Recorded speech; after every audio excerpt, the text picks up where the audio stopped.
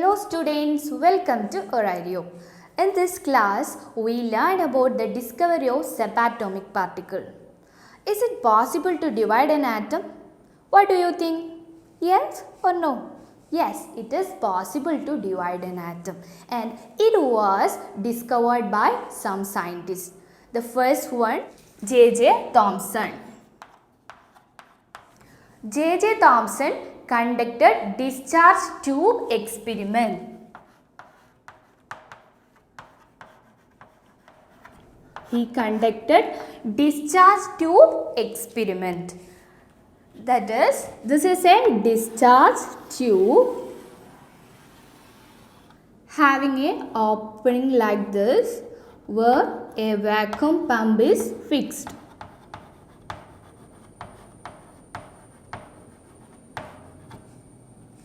And there are two electrodes and are externally connected to high power battery. The negative part is connected to this electrode, that is negative electrode, it is cathode. It is cathode. And those which connected to the positive terminal is anode. Okay. So, J.J. Thomson passes electricity through gases under low pressure and he found that the presence of rays was passing from the cathode to anode. He did the experiment using different gases and he proved that these rays originated from the cathode are made up of negatively charged particles. Okay, when an electric charge was passed, all the gases gave the same negative particles irrespective of their nature of the gases. Hence, he substantiated that these particles are common to all substances. He proved that they are much smaller than atom and are part of atom. Okay, in 1897, the scientific world approved the discovery of J.J. Thomson. Thus, it is proved that an atom can be divided. The negatively charged particle in an atom is the electron. Okay, so this is about J.J. Thomson who discovered electron. Next, we are going to discuss about the discovery of Rutherford.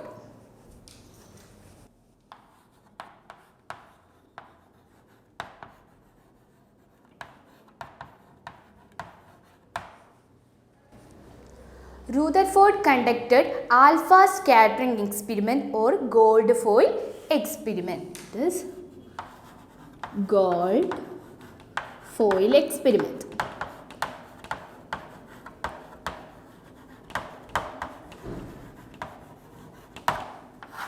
Okay. In his experiment, he passes all positively charged alpha particles. It is positively charged alpha particles are passes through a thin gold foil. This a thin gold foil and are allowed to fall on a circular detector. Rutherford conducted gold foil experiment or alpha scattering experiment. In this experiment, he passes positively charged alpha particles through a thin gold foil and are allowed to fall on a circular detector. Okay. And he observed how these alpha particles scatter from this gold foil. He observed that most of the alpha particles come out through the gold foil without any deflection. That is, let's zoom it. Consider it is in 1 atom thickness. Is the gold foil is in 1 atom thickness. Then these are the alpha particles. And he observed how this alpha particles scatter or how this alpha particle come out through the gold foil. Here this alpha, he observed that most of the alpha particles come out through the gold foil without any deflection. Okay, And he also observed that a few of them are deflected through a small angle.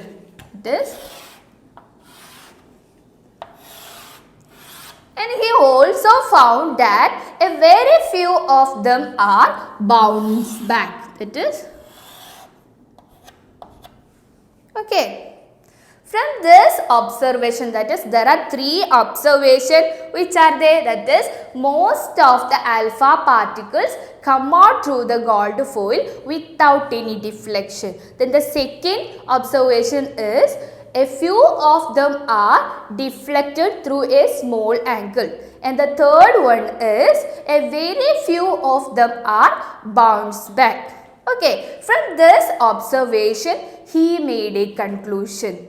That is, he concluded that most of the space in atom is empty because most of the alpha particle come out through the gold foil without any deflection. And the second observation is, the few of alpha particles are deflected in a small angle. This is because there is a repulsion. Here alpha particles are positively charged. They are positively charged and are repelled means inside an atom there will be a positive charge, that is, a presence of positive charge inside an atom. Okay. And the third observation was, a very few of them alpha particles bounce back. That is, an atom contains a central region where all the positive charge are concentrated. You understood? That is, the conclusions are, most of the space in an atom is empty and also there will be a positively charged particle and are concentrated in the central region called nucleus. Okay. So students, Rutherford substantiated that the major portion of an atom is empty and there is a small part inside the atom where all the positive charges concentrated. This central region of an atom is called the nucleus. In 1911, the scientific world recognized the presence of positively charged center in an atom. On the basis of his further experiment in 1920, it was proved that particles that were responsible for the positive charge are protons. Its charge was found to be equal and opposite to that of an electron, and it is determined that the mass of proton is equal to the mass of an hydrogen atom. Along with that, he also predicted that the presence of a chargeless particle inside the nucleus. So, Rutherford discovered proton. Next, we are going to discuss about the discovery made by Chadwick. Okay. James Chadwick learned and conducted experiment under the guidance of Rutherford.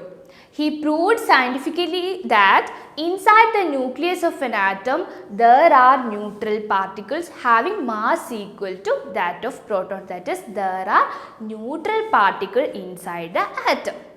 This chargeless particles is the neutron. The total mass of an atom is concentrated in the nucleus because the particles, protons and neutrons that possess mass are in the nucleus. Atoms of the all element are made up of the particles, namely electron, proton and neutron. The difference in the number of these particles make an element different from that of others. Okay. So students, today we learn about the discovery of subatomic particles. They are electrons, protons and neutrons. Let us summarize it. It is electrons, protons and neutrons. Electrons are discovered by J.J. Thomson.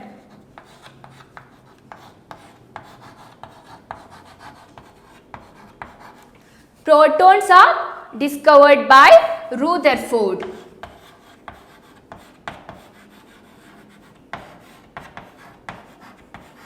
and neutrons are discovered by Chadwick.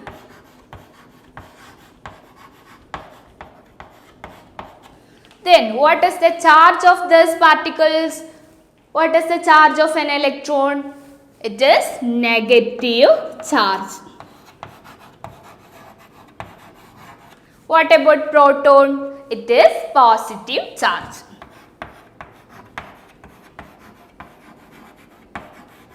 And what about neutrons? It is chargeless.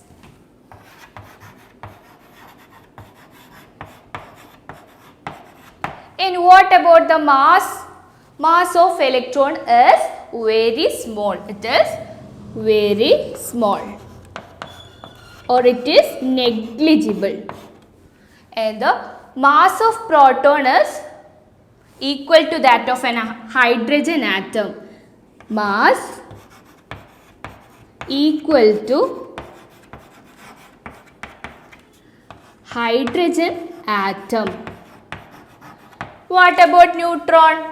It is also mass equal to that of an hydrogen atom.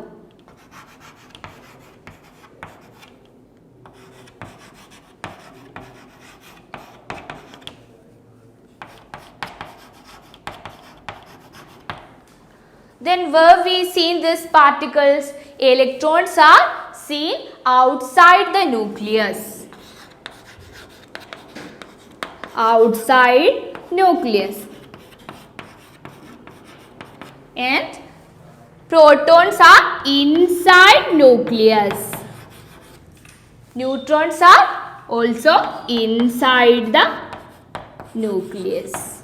Okay. So today we learn about the subatomic particles, electrons, protons and neutrons. So students, today we learn about the discovery of subatomic particles, electrons, protons and neutrons. Thank you for watching, and if you have any doubt, please ask in the comment box. Please like, share and subscribe Horario. Thank you.